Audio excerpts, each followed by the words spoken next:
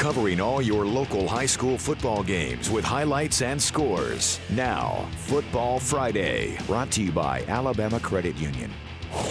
And hello again, everybody, and welcome in to the latest edition of Football Friday. I'm Gary Harris. This is week one of the high school football season.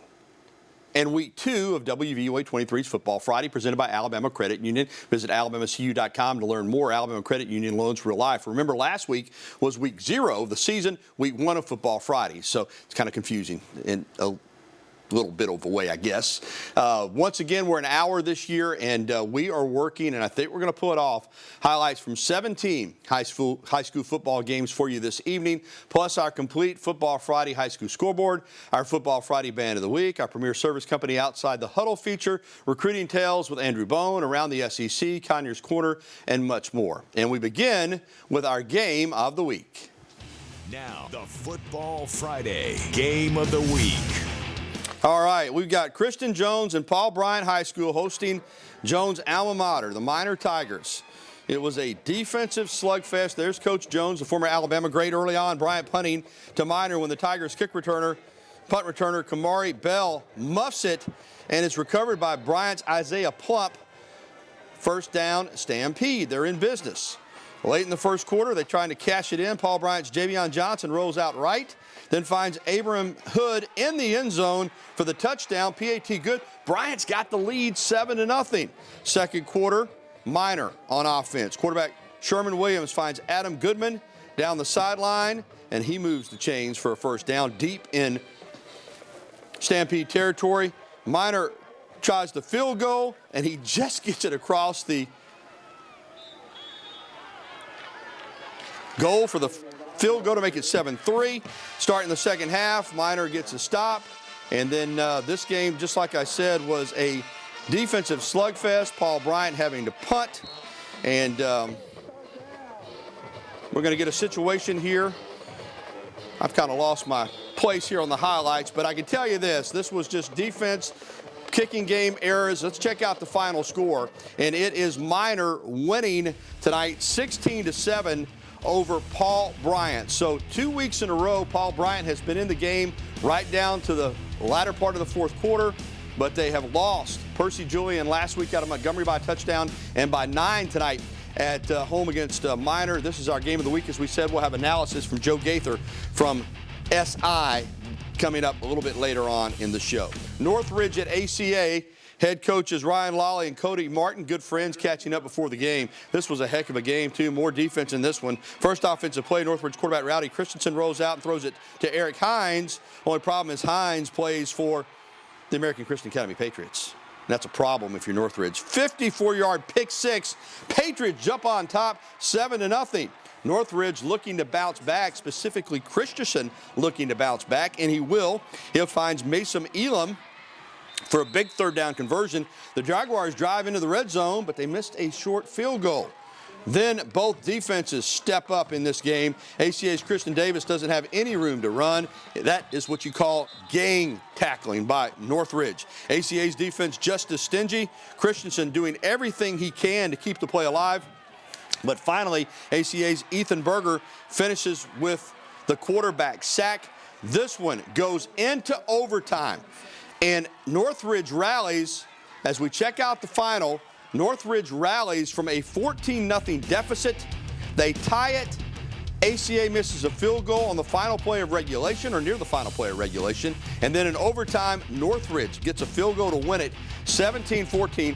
ACA, a lot like Paul Bryant, they're 0-2, but they've lost to two really good teams in Tuscaloosa Academy and Northridge. They got a fine football team. When they get into their area play, look out for ACA. And Northridge, listen, that's a big win tonight. When you're down by 14-0 on the road and you get it done, that's a big win.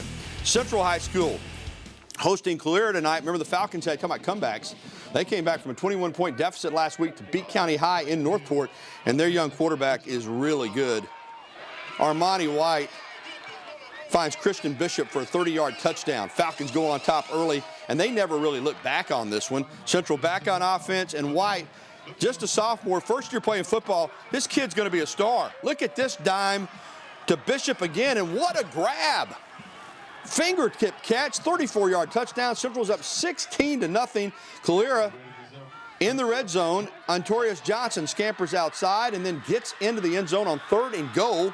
So Calera back in it for a moment. Central led, though, 16-7 after the first quarter, and then they just pile on in the second quarter. Trayvon Hall on the sweep.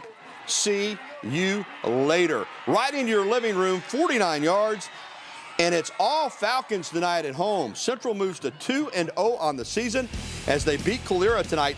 47-21 is the final. Hillcrest went north to Sparkman High School up in the Huntsville area to take on the Senators. Patriots and Senators, kind of a patriotic theme tonight in Huntsville. We'd have to wait an hour to get this one started due to weather, lightning, but eventually we get underway, and here comes Hillcrest.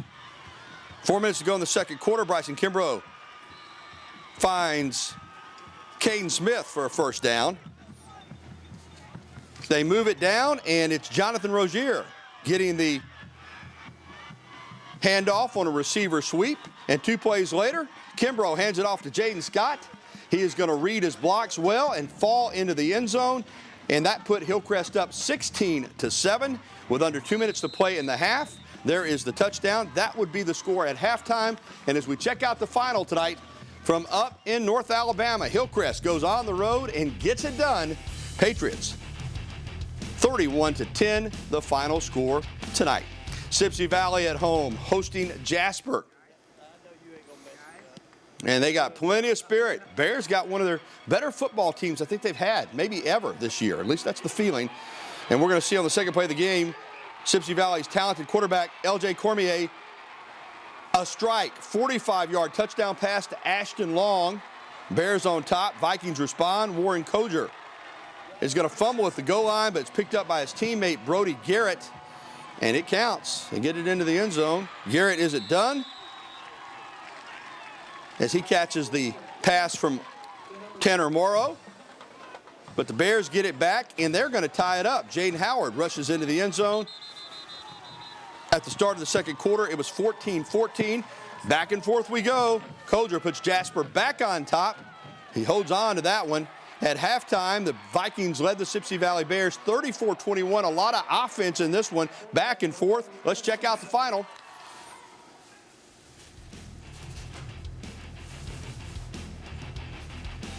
And there you have, well, that's Holt and Sipsey Valley. There it is. I don't know what we're doing here. Jasper over Sipsey Valley tonight, 48-28 is that final. All right, Holy Spirit Catholic hosting Holt tonight. And Holt looking to get off to a 2-0 start. They haven't done that in a while. And let's get into the highlights here. All Holt in this one as they got a big lead early, and they never really let up. Just kept getting the yards that they needed. There's another touchdown by the Ironmen. Joseph Jones was scoring in this one. Holy Spirit, give them credit as they kept going strong themselves, trying to get back into this game. A lot of offense in this one. But this was pretty much all Holt Ironmen tonight as we check out the final in this one.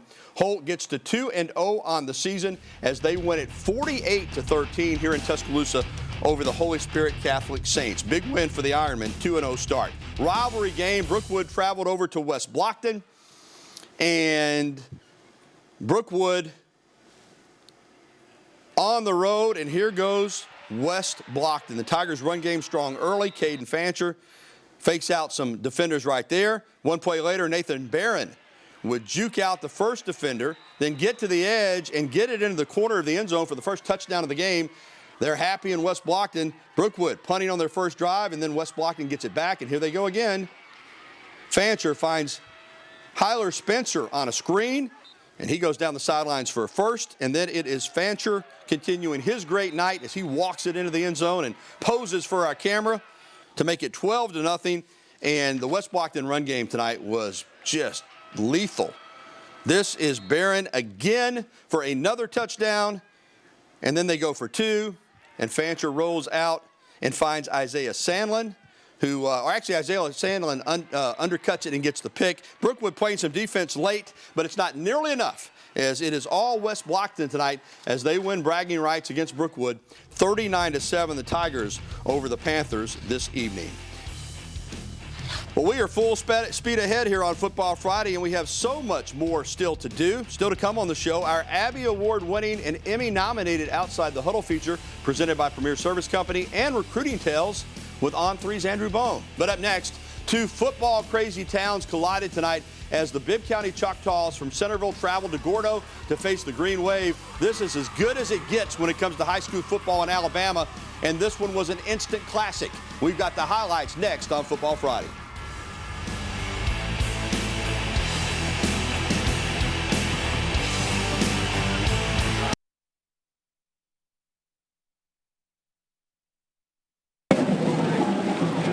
Brookwood High School cheerleaders, and we love Football Friday on WVUA 23. Go Panthers!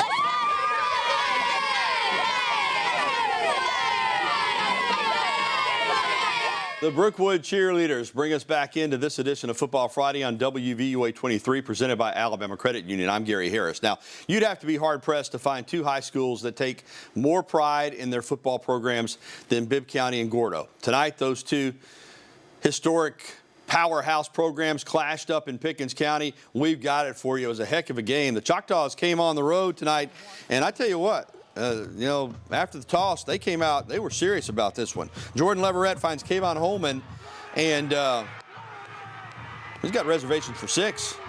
He's ready to dine. 65 yards on the first play of their first possession, and then Leverett stays hot as he finds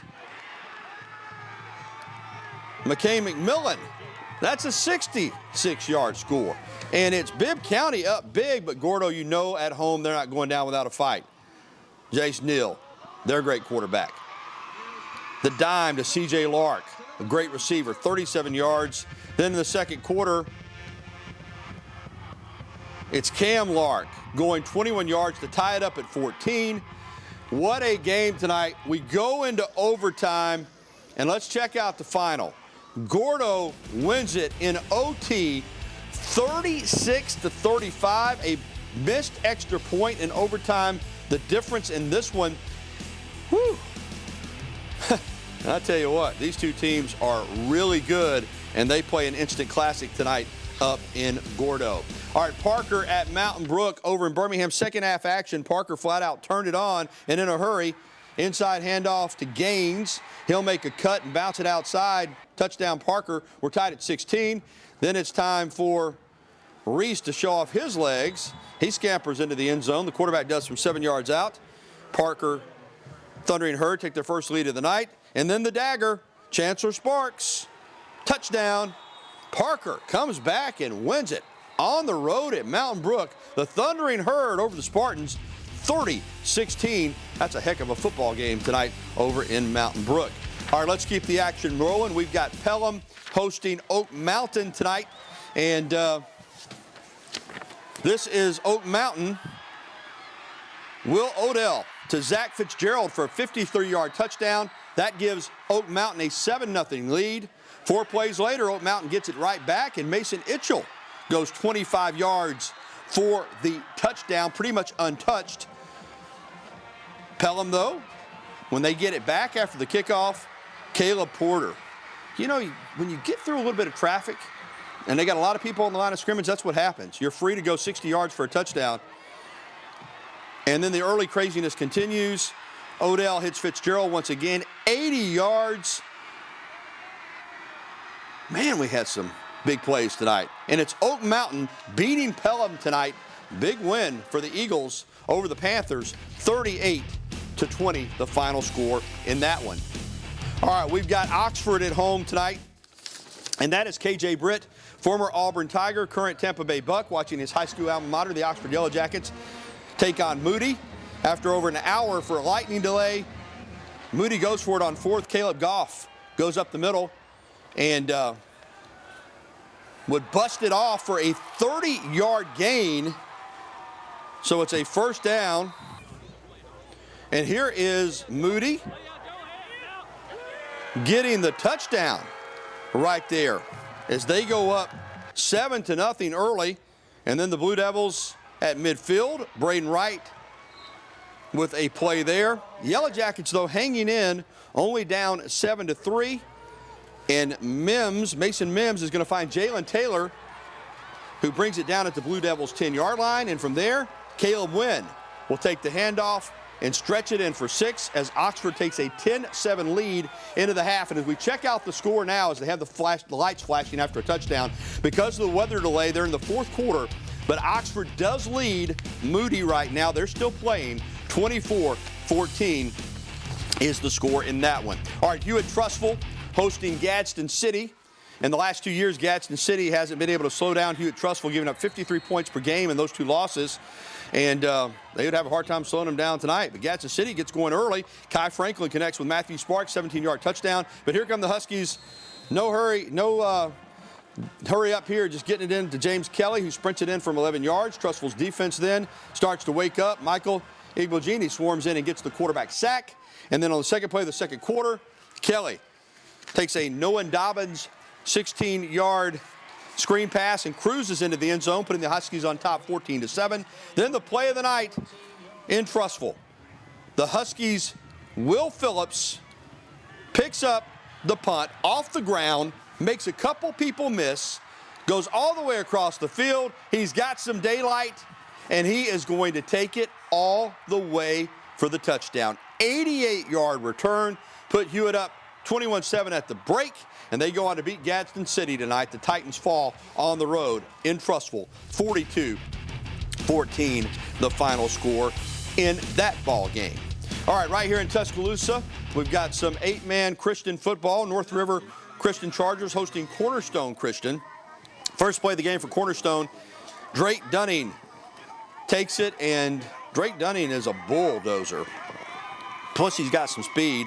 That's a pretty dynamic combination. 75 yards, opening touchdown on the first play of the game. Second quarter, all Cornerstone all the time. Quarterback Zeke Adams goes over the top to Hampton Etheridge for the touchdown. 2-point conversion, already 40-0 in this one. A lot of young football players for North River Christian, and they were a little outmanned tonight. Here is Cohen Hewitt taking it in for another touchdown to make it 48-0, and Cornerstone goes on to win it tonight. 72-zip the final. But again, for North River Christian, a lot of young kids playing football. They'll learn from this, but it was certainly a tough one tonight for the Chargers. Well, still to come this evening, we'll take you around the SEC, plus we'll have Andrew Bowen's recruiting tales. But up first, more high school football highlights as we're going to go to that Hoover-Spain Park rivalry and also bring you Thursday night's action on the gridiron. That's straight ahead when we return to Football Friday, presented by Alabama Credit Union.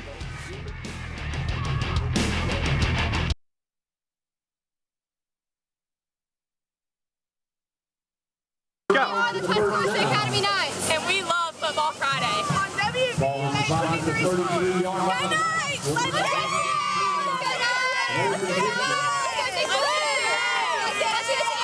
And thanks to Pool and Patio Center for sponsoring our cheerleaders. Welcome back into WVUA 23's Football Friday. I'm Gary Harris. For the second straight week, we had some Thursday night high school football games, including Tuscaloosa Academy heading west on Highway 82 to Reform to play the Pickens County Tornadoes. Now, Pickens County lost a lot off their team from last year, so I guess they're in a little bit of a rebuilding mode, and it showed up last night. Let's take a check at these highlights as we have the opening toss, and then it was all TA all the time. Preston Lancaster, who is a stud.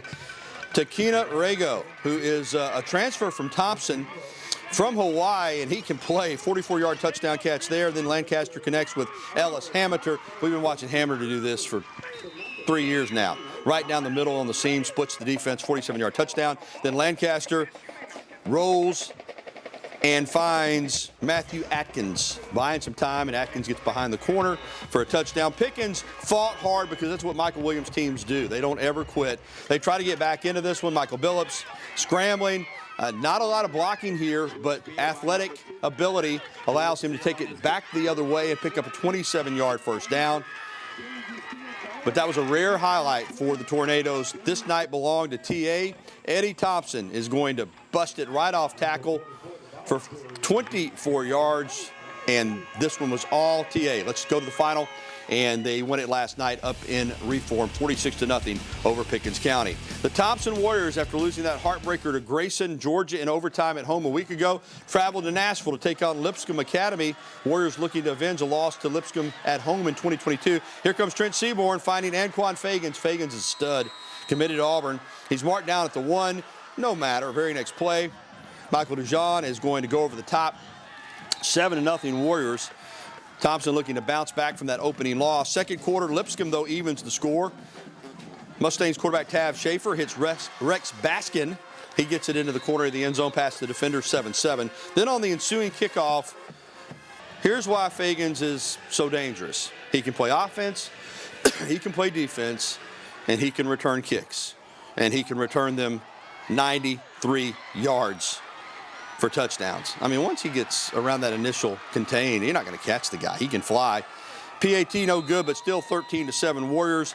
Lipscomb driving here to try to tie this game up or take the lead, but the ball is going to be punched out right there, and Seth Green recovers for the Warriors, and then Thompson turns the turnover into points. Right before half, Seaborn is going to find Michael Dijon in the flat, and he is going to turn it up for the touchdown. That made it 20-7 at half, and the Warriors hold off Lipscomb in the second half and get a huge win last night in Nashville.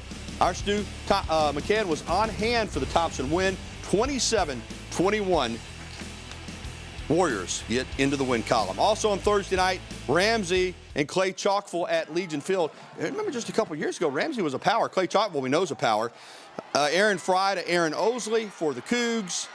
And that is a touchdown, so Osley can do it with the pass reception. He can also just do it the old-fashioned way. You hand it off to him and watch him take it for 6.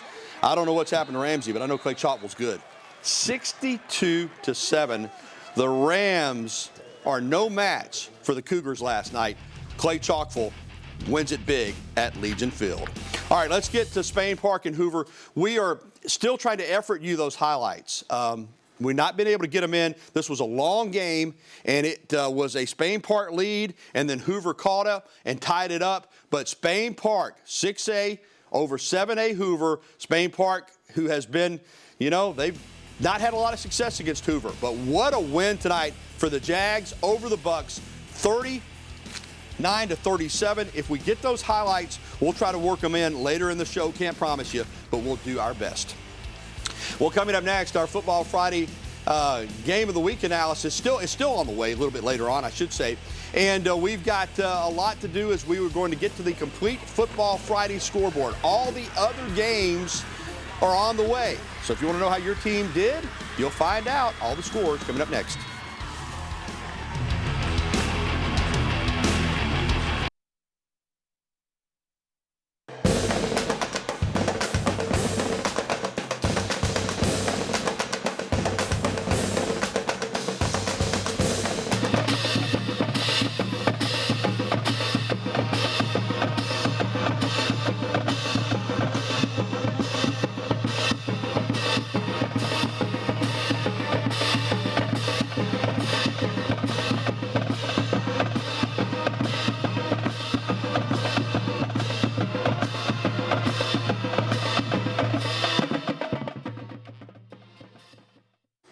The Gordo High School Marching Band, presented by Jolly Patio and Hearth, is our Band of the Week. And, boy, they're celebrating after that big win tonight over Bibb County. All right, welcome back into Football Friday. Now let's check the Football Friday scoreboard. We're going to get through these kind of quick because we're tight on time, so let's roll through them.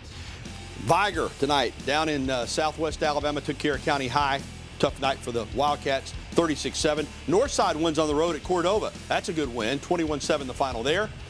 It was Oakman on the road losing down in Manville. Hale County doubles them up.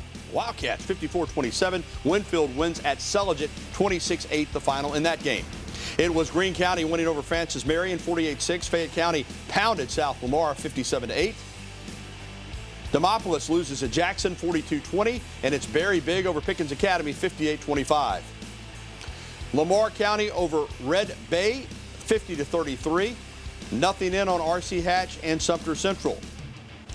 Hubbardsville over University Charter over in Livingston, 36-8, and Lowndes Academy blanked Southern Academy 40-0.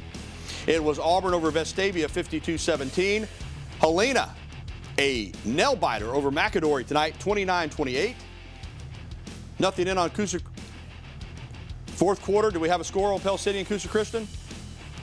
17-7, Coosa Christian leads in the fourth, 17-7. Also, Hamilton downs Phil Campbell in a while when 95 points combined, 55-40 the final. It was Haleyville over Tarrant, 28-7. Leeds beat Shade Valley, 28-19. The Mounties fall to the Green Wave. And it was Walter Welborn beating J.B. Pennington, 34-24 tonight. Well, when we return, Bama Central's Joe Gaither will join me for high school football analysis, including an in-depth look at our game of the week between Paul Bryant and Minor, the Christian Jones Bowl. Keep it tuned to WVUA 23 for more Football Friday.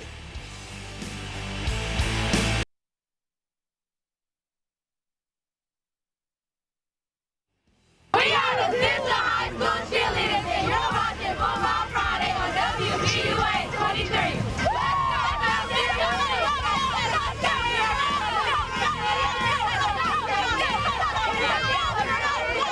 And we're back on Football Friday. My main man, Joe Gaither, our high school analyst from BamaCentral.com, joins me to talk about our game of the week. And we called it the Christian Jones Bowl. Christian Jones, new head coach at Paul Bryant, former Alabama star, former Minor Tiger star, facing his old school tonight. Joe, you were there. Paul Bryant plays really hard. You can see the enthusiasm they have playing for Christian Jones. Just they struggle on offense, and they lose 16-7 tonight. Had a 7-0 lead. Right, they got off to a 7-0 lead. They were able to take advantage of a muffed punt and a short field, and was able to score a touchdown, a short little passing touchdown from Javion Johnson to Abram Hood. But it just really wasn't. They weren't able to keep Minor off balance defensively, and really a stacked box and a couple kicking errors led to the 16-7 loss. You know, when you're in a close defensive game like that, you can't afford miscues in the kicking game. And the punter had a tough night tonight. There's no other way around it. No, exactly. He dropped a punt in the end zone that resulted in the go-ahead touchdown, and his very next punt was blocked. So it was a very difficult night for the Bryant punter. So Bryant's 0-2, but they lost by a touchdown to Percy Julian last week. They lost by 9 tonight at Minor. So it's not like they're getting blown out.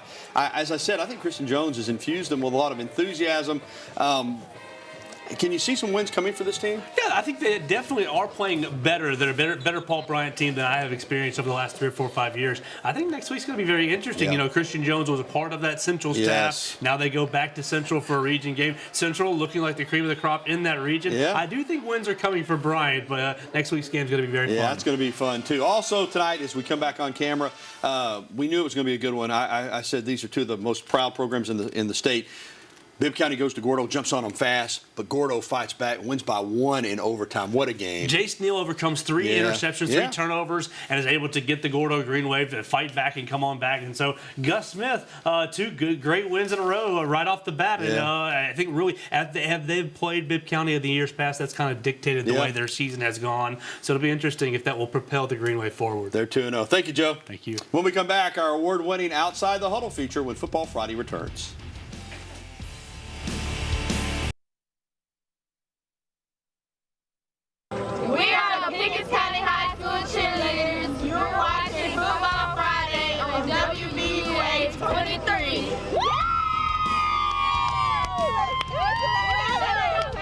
And we're back here on Football Friday. I'm Gary Harris. It's time now for our award-winning Outside the Huddle feature presented by Premier Service Company. Premier Service Company, the power to keep you cool in the summer and warm in the winter. Tonight, Stu McCann on the question of traditional grass fields versus synthetic turf fields.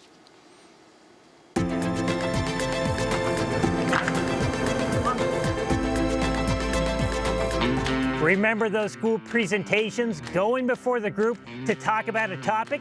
A common emotion attached to that is lingering dread, waiting for your turn to face the class. Gordo Principal Mark Katz is out of his school-age phase, and in 2019, any apprehension he had going before the Board of Education for Pickens County Schools didn't have to do with fear. It had to do with funding. $1 million, it kind of got everybody's head spinning. CAPS was looking for help funding a $1 million synthetic turf field for Gordo High School. At the time, the number was roughly 22 times the median family income for Pickens County. A lot of it was $1 million, you're going to spend $1 million on a football field. And that was easy to discuss with them. We could show them long-term how the school, the board was going to save money. The project's long-term cost efficiency, savings over 30 years, was a sound argument for the school board. It did not speak to the coaches and players that play on it. Their interest is the time savings calculation. You're not mowing, you're not lining, you're not spraying, you're not fixing irrigation. All of that has gone away. And if you're responsible for those things, it can make you a better coach because you're not doing those things. Mitchell and Lawley are on opposite sides of the synthetic turf experience. Lawley's teams have played home games on natural grass in 22 of 23 seasons as a high school coach. When Mitchell arrived at Hillcrest in 2021, he made getting a synthetic turf field a priority, just as it had been at his last 3 coaching stops. Now I think we've built in the last 5 years upwards to 100 athletic playing fields within our state. There's been stretches, and I'll say stretches as far as year to year, where 9 out of 10 fields that we've built have been synthetic turf. Daniel Ruggiero is the co-owner of Game Day Athletic Surfaces and a former director of field operations for a professional baseball team. At one point, he was like some of the traditionalists that push back at the artificial turf trend. There's a lot of apprehension. I'll even say for me, I had a disdain in how I looked at the synthetic turf industry and how I looked at synthetic turf in general. This is not maintenance free. With synthetic turf, what you see is what you get. The variables lie in what you don't see. Small pieces of material made of rubber, cork, even coconut shell, which is spread evenly across the surface. And if you've been on it for 60 hours, you need to groom it, for a 24-hour period to kind of level things back out. But there is cost to upkeep that field, what does that look like? You can't just go out there and it be good for the next 20 years. We rake it, brush it, I guess is a better term. Synthetic turf also has a lifespan and needs to be replaced on average every 10 years. That process is $500,000. In deciding whether the investment in synthetic turf, $1 million to install and $500,000 every 10 years, is right, schools need to ask how much play is the playing field getting. The foot traffic is huge. For instance, if the field is going to house the junior varsity and varsity, it's going to also be the facility that's used for practice, and then maybe the rec league is out there on Saturdays for football season.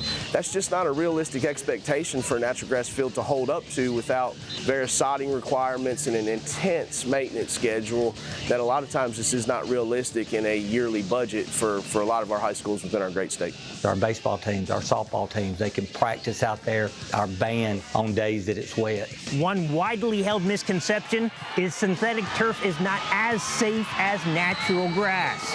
That long-standing belief goes back to the old artificial turf. When they think of turf, they think of, the old turf at Legion Field, which is basically like, being on green concrete. I just don't think you're going to get much difference in as far as the ability to plant and cut. I don't think there's much difference. So to sit and say that one playing surface is safer or inferior to the other, and that's just all there is to it, is just not true. There is one edge that grass has on synthetic turf. Science cannot handle the heat as well. On the hottest days, the temperature on a synthetic turf field will be as much as 50 degrees more. 95 degrees outside becomes 145 on the field. July and August, it's hotter. There's no question about it. They're spending millions of dollars right now trying to figure ways to keep a turf field cooler. Trends are cyclical. Ruggiero says in the past 2 years, his company has seen a 50-50 split in synthetic and natural grass projects. It's like the old expression says, the grass is always greener on the other side. Outstanding work. You can see why that Outside the Huddle won an Abby. All right, we're going to come back with Conyers Corner and Around the SEC next on Football Friday.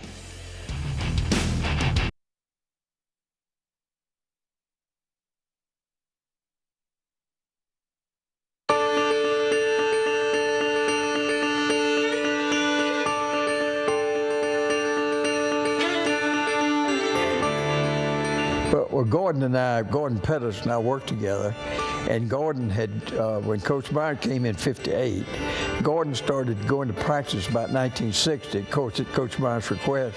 Coach Bryant's rationale was that we get penalties, let's get them on the practice field run the ball game. Anyway, Gordon came to practice about 2 years. Gordon moves to Birmingham. Carney Lashley, who was Coach Bryant's kind of right-hand man, called me trying to find Gordon, and when I told him Gordon would not be available for practice, I think Carney nearly had a stroke because he realized Coach Bryant wanted somebody had to come, so he asked me if I officiated. I didn't tell him I'd worked in one high school game in my life, but I told him, yeah, I officiated. He said, well, get out here to practice, and that's actually where it started. I dressed at a little filling station down here on 10th Street, and in their restroom, went to practice. Coach Bryant, when I got there, one of the managers said, Coach Bryant wants to talk to you. I can't tell you the terror and intimidation I felt walking up to talk to Coach Bryant. But Coach Bryant talked low and he mumbled. He said something like, I said, well, Coach, what do you want me to do? He said, I'm going to go watch him. I didn't blocking the other guy. I don't know what he said. I remember I said, yes, sir. And that's where it started. That was probably not, I really don't remember exactly, but it had to be around 1962. Eddie Conyers, what a treasure, and we'll be bringing you Conyers Corner all season long here on Football Friday. Well, it's time now for Behind Enemy Lines. Alex Booth has the inside scoop on Alabama's first game opponent, the Western Kentucky Hilltoppers. Alabama is set to open the Kalen DeBoer era on Saturday against Western Kentucky. And while WKU has not played Alabama since 2016, a familiar face will be starting at quarterback for the Hilltoppers this Saturday. Politically, you thought TJ Finley would be the starter just because, if you think about it, the guy's not going to really transfer in for his last senior year if he, doesn't think he's really going to get that starting job there, especially with Caden being so young, only being in the second year at Western. To me, at least, it was kind of expected for TJ Finley to get that job. Caden Gaylord-Day, sports anchor at WBKO in Bowling Green and Western Kentucky alum, has his eye on a specific Hilltopper receiver on Saturday. I think Mike Matheson is a name to look out for. He had to sit out basically all of last season with a hip injury, but the year before was his first year at WKU, and he was, that third guy in a sense, but he had about 500 yards as the third guy, so that's really, all you can ask for from him. WKU has been known for their explosive offense over the years, and the belief in Hilltopper country is that once again they will feature a high-powered offense with TJ Finley at the helm. Western's kind of built their name on the air raid offense, right? I mean, if you look at the list of who's passed the most passing yards over the last decade or so, there's about 3 WKU guys on that list there. So I really think the receivers are really going to be important this season, especially, when you lose somebody like Malachi Corley, who's going to be that next guy to step up? Well, with this receivers room, there could be about 3 or 4 guys who step up. I mean, it really is that deep. For the Hilltoppers, they face what appears to be the most difficult task of their season on Saturday, and Gaylord-Day believes that everything begins on the defensive side of the football for Western Kentucky on Saturday. You can always go into a game saying you have to make 0 mistakes, but, going into this one, it's about creating turnovers. See if you can catch Jalen Milroe off a little bit, disguise him a little bit with the coverages, see if you can, make him throw something he doesn't want to throw. Thank you, Alex. We'll have Andrew Bone's recruiting tales when we return to Football Friday.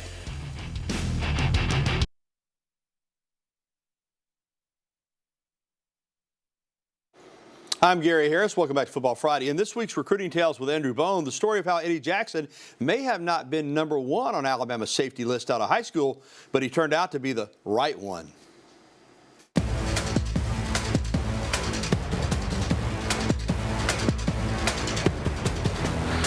I think the misconception about recruiting is when you start offering kids when they're sophomores, juniors, and even before their senior season, if they get offered as a senior, it's almost like, are they a backup plan? Is this because you missed on somebody? And that wasn't necessarily the case with Eddie Jackson. one thing about Eddie was, there were some other kids that Alabama had heavily recruited during that time, including some guys that are in the NFL right now. One guy I'll mention is Von Bell. Von Bell was a kid that ended up going to Ohio State. He was a 5-star safety, one of the best high school football players in the country that Alabama had recruited pretty much throughout the entire process. I mean, they had spent a year recruiting Von Bell, and they ended up taking Eddie Jackson. They were only going to take one safety from those two. They ended up pushing a little bit harder for Eddie Jackson than they did for Von Bell. Of course, everybody assumes at the time because Von Bell's going somewhere else, but really wasn't. It was more so, they liked Eddie. You always have to evaluate all the way until the end because you never know. You never know how, who's going to potentially emerge, who's going to have a great senior season. You're not just evaluating a kid performance on the football field. You're evaluating his character, you're evaluating his academics, and you're talking to as many people as you possibly can before you spend your time offering a scholarship and signing this kid to your program for the future. So I think that's what Alabama did with Eddie Jackson, and they made sure that all the I's were dotted, all the T's were crossed, and made sure that he was going to be the guy that could make a big impact for their program in the future. What a playmaker. Eddie Jackson was special and had a great, still in the NFL, really had a great run with the Chicago Bears. Well, it's the first full weekend of college football, and J.D. Zaza is going to take us around the SEC.